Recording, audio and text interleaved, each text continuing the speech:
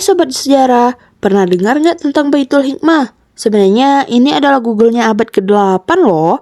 Di era dinasti Abbasiyah, para khalifah tak hanya membangun istana, tapi juga pusat-pusat ilmu. Bayangkan, di sini untuk pertama kalinya dalam sejarah, agama dan sains bersatu, melahirkan tokoh besar seperti Ibnu Sina dan Al-Khawarizmi, yang karyanya masih dipakai hingga kini. Tapi, gimana sih sistem pendidikan mereka bekerja? Apa rahasianya hingga mampu mencetak jenius-jenius yang multitalenta? Dalam beberapa menit ke depan, kita akan menyelami revolusi pendidikan yang mengubah dunia, dimulai dari sebuah kota yang bernama Baghdad. Pada tahun 750 Masehi, sebuah revolusi sedang dimulai.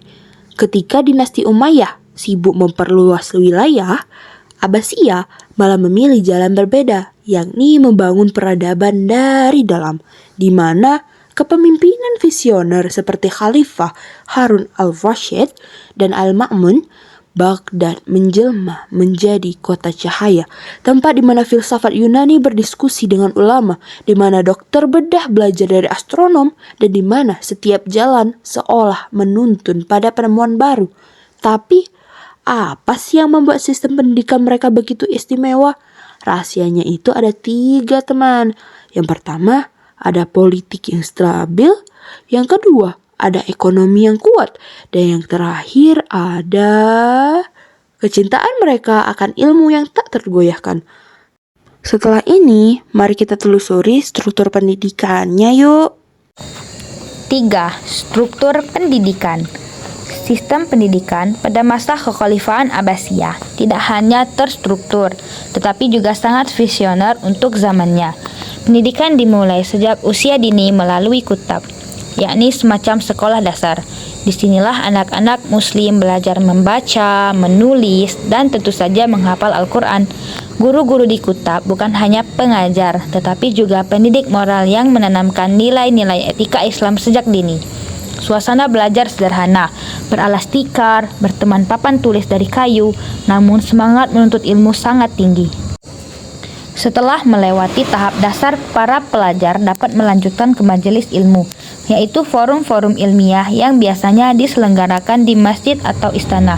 Para ulama dan cendekiawan berkumpul, mendiskusikan berbagai tema dari fikih, hadis, tafsir, hingga ilmu logika seperti kedokteran, bahkan filsafat Yunani. Diskusi berlangsung terbuka, seringkali dipimpin oleh tokoh besar seperti Imam Al-Ghazali atau Ibnu Sina. Sistem ini menciptakan budaya intelektual yang hidup, dinamis, dan inklusif. Namun, puncak kejayaan intelektual Abbasiyah tercermin dalam berdirinya Baitul Hikmah atau Rumah Kebijaksanaan yang didirikan oleh Khalifah Al-Ma'mun di Baghdad. Tempat ini bukan sekadar perpustakaan, ia adalah pusat penelitian, penerjemahan, dan pengembangan ilmu pengetahuan dari berbagai peradaban. Ribuan manuskrip dari Yunani, Persia, India, hingga Mesir kuno dikumpulkan dan diterjemahkan ke dalam bahasa Arab. Ilmuwan seperti Hunain bin Ishaq, Al-Kindi, dan Al-Khawarizmi berkontribusi besar di sini. Bayangkan, di satu ruangan, para cendekia bisa membaca karya Aristoteles. Lalu di ruangan lain mereka menciptakan teori baru dalam matematika atau astronomi. Dan yang tak kalah penting adalah Madrasah Nizamiyah, sebuah tonggak bersejarah dalam dunia pendidikan tinggi. Didirikan oleh Perdana Menteri Nizam Al-Mulk, madrasah ini menjadi model perguruan tinggi dengan sistem kurikulum terstruktur, pengajar tetap, dan biaya siswa bagi murid. Mata pelajaran yang diajarkan meliputi ilmu agama seperti tafsir dan fikih, namun juga mencakup ilmu umum seperti logika, matematika, dan ilmu bintang. Madrasah ini tersebar di berbagai kota seperti Baghdad, Nisapur, dan Balkh. Menariknya, sistem madrasah inilah yang kemudian menginspirasi lahirnya universitas-universitas di Eropa seperti Universitas Bologna dan Oxford. Pendidikan di era Abbasiyah bukan hanya tentang transfer ilmu, tetapi juga pembentukan karakter dan peradaban. Mereka percaya bahwa ilmu adalah cahaya, dan cahaya itu harus terus menerangi generasi demi generasi. Yang keempat, tokoh dan metode belajar. Para khalifah dari dinasti Abbasiyah bukan sekedar penguasa politik, tapi juga pelindung ilmu pengetahuan. Salah satu tokoh penting, Khalifah Al-Ma'mun, bahkan mendirikan Baitul Hikmah, semacam pusat riset dan penerjemah terbesar pada zamannya. Di sana, manuskrip-manuskrip Yunani, Persia, dan India diterjemahkan ke dalam bahasa Arab. Setiap buku yang diterjemahkan dihargai seberat emas, menunjukkan betapa ilmu itu begitu mulia. Dari lingkungan inilah lahir para tokoh besar dunia Islam. Ibnu Sina, sang polimet, menulis karya agung Al-Qanun fi Al-Tib, yang menjadikan rujukan kedokteran selama berabad-abad, bahkan di Eropa.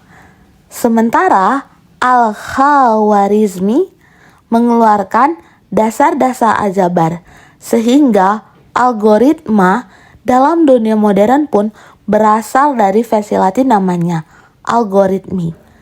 Penemuan mereka bukan hanya monumental, tapi membuka jalan bagi lahirnya ilmu modern. Menariknya, metode belajar yang mereka gunakan sangat progresif, terutama pada zamannya. Dilakukan di masjid-masjid, berlangsung secara halakah, yaitu diskusi melingkar antara murid dan guru. Tidak ada sistem satu arah. Para siswa didorong untuk bertanya, mengkritik, dan berdebat. Semua semangat dalam mencari kebenaran. Untuk ilmu sains dan kedokteran, pembelajaran dilakukan dengan observasi langsung. Di bidang astronomi, mereka menggunakan alat seperti astrolabe untuk mengamati bintang dan memetakan langit. Di bidang medis, praktik bedah dilakukan di rumah sakit pendidikan jauh sebelum model serupa muncul di barat. Hal yang paling mencolok dari era ini adalah bagaimana agama dan sains tidak dipertentangkan. Malahan keduanya justru berjalan beriringan. Meneliti ciptaan Tuhan dipandang sebagai bentuk ibadah. Ilmu tidak bisa dipisahkan dari spiritual, tetapi disatukan dalam kerangka tauhid yang menyatukan akal dan iman. 5. Dampak dan warisan. Warisan pendidikan dari masa kekhalifahan Abbasiyah terus hidup dan memberi pengaruh mendalam pada dunia hingga hari ini. Pada masa kejayaannya, Baghdad menjadi pusat intelektual dunia. Karya-karya besar ilmuwan muslim seperti Al-Khawarizmi, Ibnu Sina, dan Al-Farabi diterjemahkan ke dalam bahasa Latin dan menjadi rujukan utama di universitas-universitas Eropa selama era Renaissance. Dari sinilah Eropa mulai bangkit dari zaman kegelapan menuju masa pencerahan. Salah satu kontribusi terbesar adalah sistem pendidikan yang terstruktur melalui madrasah. Sistem ini memadukan studi agama dan ilmu pengetahuan umum, sebuah pendekatan yang kini mulai kembali dihidupkan oleh banyak lembaga pendidikan yang ingin menciptakan generasi seimbang secara spiritual dan intelektual. Tanpa kontribusi dari peradaban Abbasiyah, dunia mungkin tidak akan mengenal konsep angka nol, rumah sakit dengan sistem administrasi medis, perpustakaan umum, ataupun metode ilmiah yang menjadi dasar dari penelitian modern. Semua ini menunjukkan bahwa pendidikan bukan hanya alat untuk mentransfer pengetahuan, tetapi juga fondasi utama dalam membangun peradaban yang maju dan berkelanjutan. Abbasiyah telah menunjukkan kepada dunia bahwa peradaban tumbuh subur bukan hanya karena kekuasaan atau kekayaan, tetapi karena penghormatan terhadap ilmu.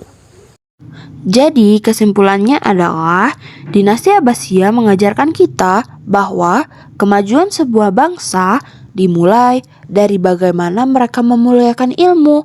Lalu, bagaimana dengan pendidikan di era kita sekarang ya? Apakah kita sudah memberi ruang bagi ilmu? Atau mungkin saja kita lebih terbelakang daripada dinasti Abbasiyah?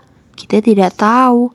Makanya ini adalah PR untuk semua para pelajar di abad ini. Sekian dari kami, terima kasih.